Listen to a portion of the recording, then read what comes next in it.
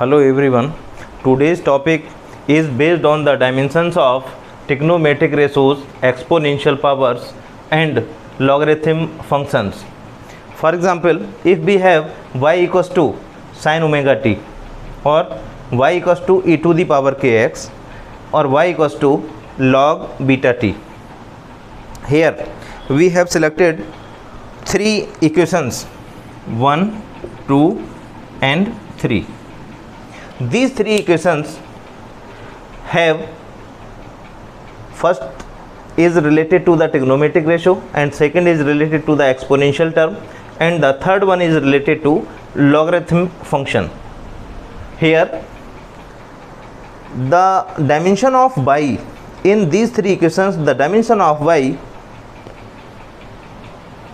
will be nothing, means the quantity y will be dimensionless because it contains only and only these three types of functions. Either is it clear, either it is based on trigonometric ratios, exponential power और logarithm term, means जो भी term sign की form में होगी, cos की form में होगी, ten की फॉर्म में होगी, कोई भी ट्रिग्नोमेट्रिक रेशियो ले सकते हैं, जैसे सपोज करो sine theta, cos theta, cos t, कोई भी tan, alpha and so on. These terms have no dimensions because these all are the trigonometric ratios. Is it clear? And again, if we have taken e to the power alpha, e to the power x, e to the power t, all these three terms are exponential powers term. So these three terms have also no dimension. Again, if we are talking about any logarithm function, means y equal to beta t,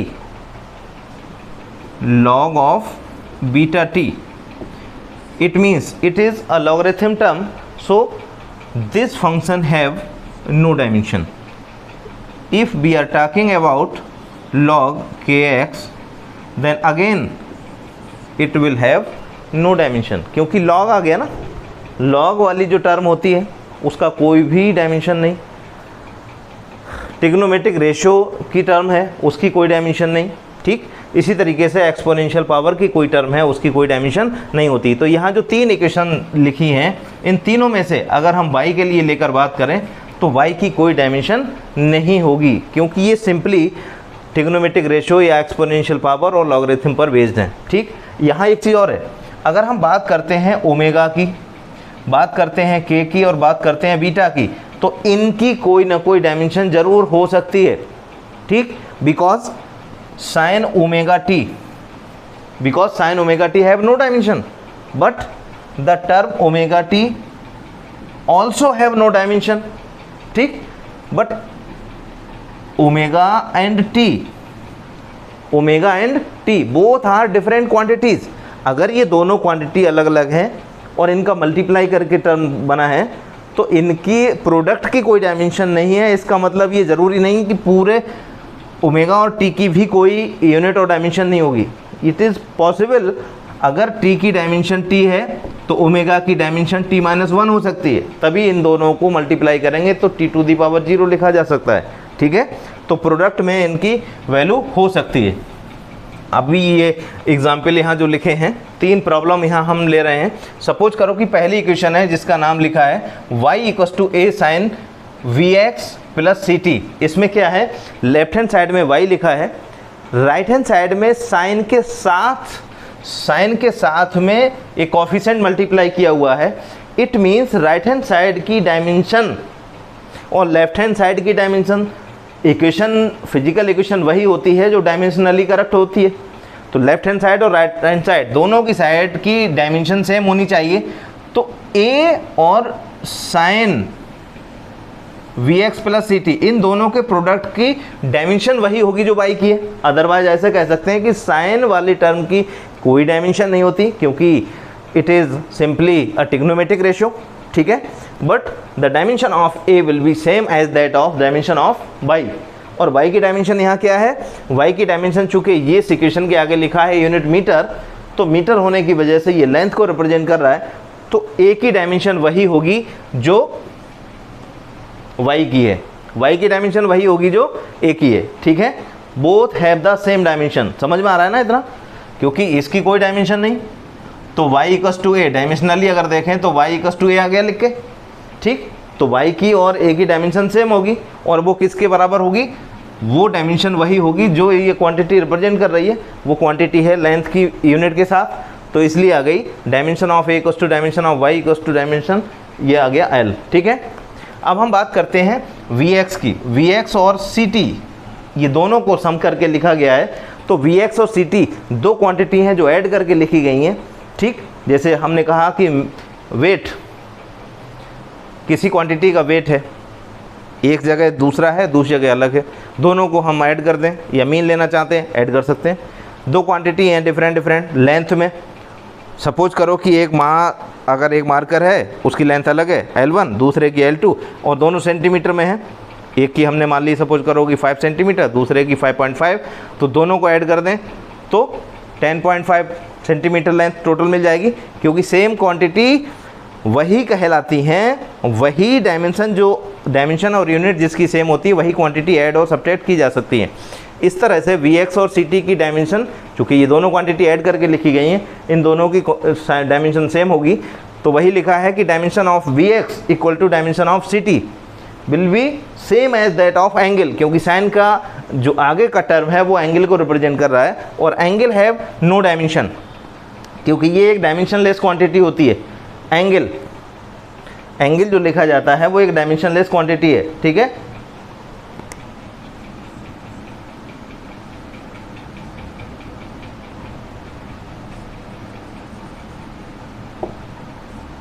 angle जो लिखा जाता है वो arc upon radius एक formula होता है, तो arc की यूनिट भी वही होती है जो रेडियस की होती है, सेम यूनिट कैंसिल होकर एंगल की डायमेंशन नहीं बनती, ठीक है। तो इस तरीके से अगर हम v की डायमेंशन लिखना चाहते हैं तो x को डिवाइड कर देंगे एंगल के अपॉन में यहाँ, ठीक। तो इसका मतलब हो गया कि dimension of v equals to dimension of angle divided by dimension of x, ठीक, equal to 1/L means L0, ठीक है। Similarly the dimension of ct equal to the dimension of angle, so the dimension of c equal angle angle upon t means 1/t means t-1, ठीक है। Further अगर हमको यहाँ देखिए इस equation में तीन अलग अलग क्वांटिटीज़ की अलग अलग हमको डायमेंशन चाहिए थी, c के साथ साथ c की भी हमने सॉल्व कर दी है, c के साथ साथ c अपॉन b की भी चाहिए, तो c, इस टर्म को देख लीजिए, bx और ct दोनों की डायमेंशन सेम है यहाँ से, ठीक, और हमें चाहिए c अपॉन b, तो c यहीं रहने देंगे, v को इधर डिवाइड कर देंगे, t को इधर ले आएंगे, ठीक है। जैसे सपोज करो Vx इक्वल टू ct लिखा है, ठीक है, v को इधर डिवाइड कर दें और t को इधर ले आएं, तो ये हो जाएगा x upon t equal to c upon b, ठीक। इस तरह से लिखकर c अपॉन b की डायमेंशन को हमने यहाँ लिखा है, LT-1 मिलता है। अगर हम बात करें सेकेंड प्रॉब्लम की, तो सेकेंड प्रॉब्लम में ये देखिए कि ये एक्सपोनेंशियल पावर बेस्ड प्रॉब्लम है। एक्सपोनेंशियल पावर बेस्ड प्रॉब्लम का मतलब ये हो गया कि इस फैक्टर का पूरे का कोई डायमेंशन नहीं होगा, ठीक, क्योंकि ये एक्सपोनेंशियल टर्म है। होगा अगर डायमेंशन तो वो केवल इनका लेफ्ट और राइट में हम देख रहे हैं, ठीक, लेकिन हमें इस v की डायमेंशन चाहिए, और v कहाँ लिखा है, जिस भी जगह लिखा है वो उसके साथ एक टर्म यहाँ डिफरेंस में लिखा है। हमने कहा था कि वही क्वांटिटी ऐड या सब्ट्रैक्ट की जा सकती हैं जिनकी डायमेंशन सेम होती है। It means the dimension of b equal to dimension of this quantity volume, तो dimension of v equal to dimension of volume, और वॉल्यूम की जो डायमेंशन होती है वो लिखी जाती है L3। क्यों? क्योंकि वॉल्यूम सिंपली डिफाइन कैसे लिखा जाता है, कैसे करते हैं, वॉल्यूम को अगर हम बात करते हैं तो वॉल्यूम का फार्मूला होता है LVH, और ये LVH का मतलब ये भी लेंथ में, ये भी लेंथ में और ये भी लेंथ में, ठीक।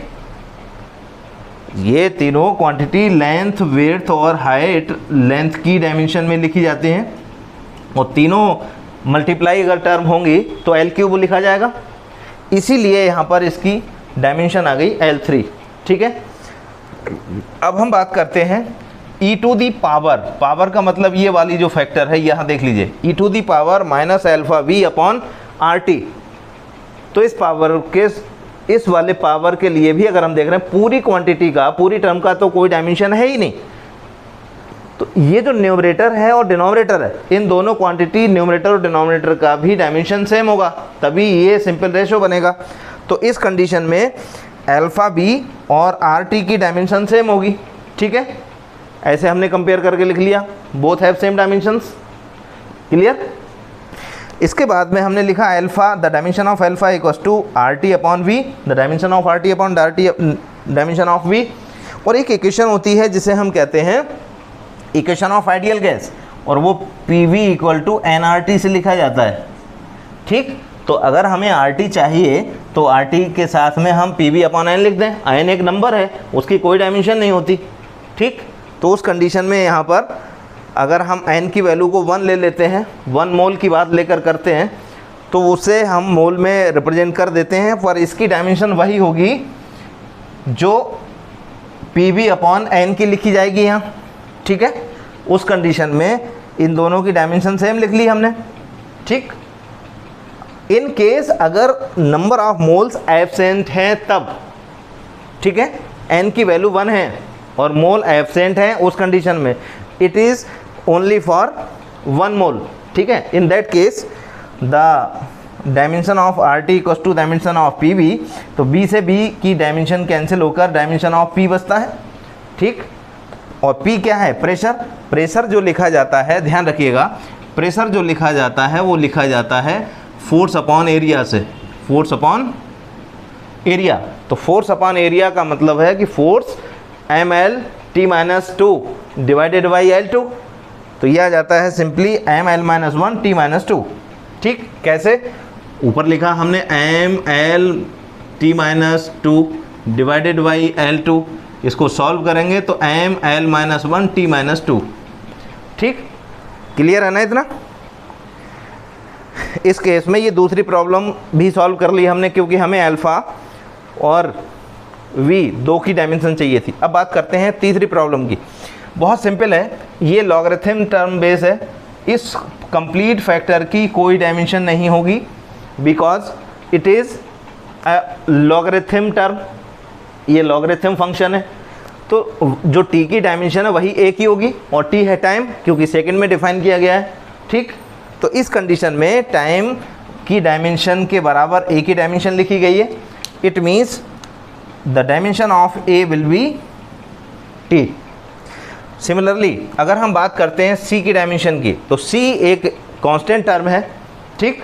तो इस कंडीशन में ये डायमेंशन लेस होगी, इन दोनों की टर्म की भी डायमेंशन सेम होगी, तो इसके बेस पर हम लिख लेते हैं the dimension of bx equal to dimension of c, therefore the dimension of v equal to the dimension of c upon, क्योंकि यहाँ से b सिंपली यहाँ हमने रहने दिया, x को डिवाइड कर दिया राइट हैंड साइड में, तो c अपॉन x लिखा जाता है, ठीक।